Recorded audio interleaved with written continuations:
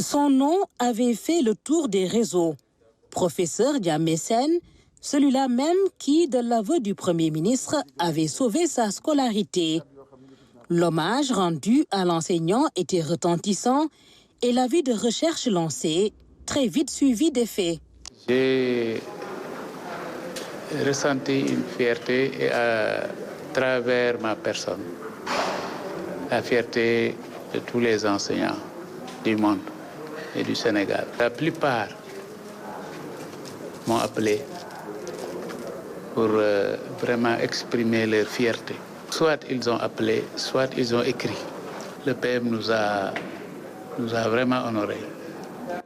Difficile de dire qui a été le plus ému, l'élève éternellement reconnaissant ou le professeur resté attentif à la trajectoire très mouvementée de son opposant d'élève. Ça fait très longtemps qu'on ne s'est pas vu, mais il m'a reconnu du premier coup. Sauf peut-être que j'ai vieilli entre-temps. Vraiment, nous avons rendu grâce à Dieu.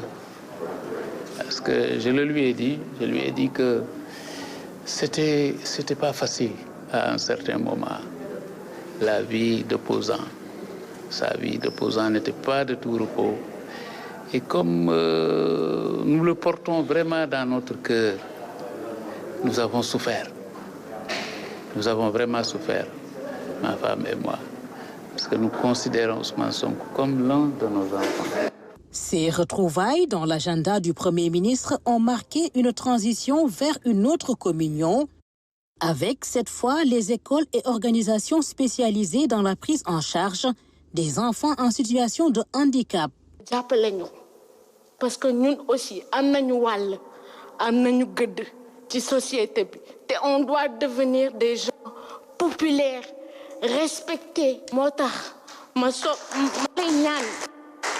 tant que porte-parole, je dirais des enfants en situation de handicap. Le mot d'ordre était de parler sans filtre. Élèves et parents n'ont rien oublié des difficiles conditions de cette couche spécifique. Les réponses du Premier ministre se voudront tout aussi holistiques. L'un, je peux vous le donner comme garantie déjà. C'est une priorité pour inscrire le budget 2025. Inch'Allah. Je peux vous garantir que les questions liées au handicap seront une priorité dans le budget 2025. Ce qu'on pourra faire tout de suite en concertation avec les différents ministères et doter les différentes écoles de moyens adéquats pour le transport. Moyens de transport répondant aux meilleures normes pour nous déplacer. Pour les écoles, je vous demande de dépêcher une équipe sur le terrain pour identifier des locaux sécurisés pouvant accueillir les élèves. Et surtout profiter des grandes vacances pour les réhabiliter, pour accueillir les élèves à l'ouverture et que ce soit des locaux sécurisés.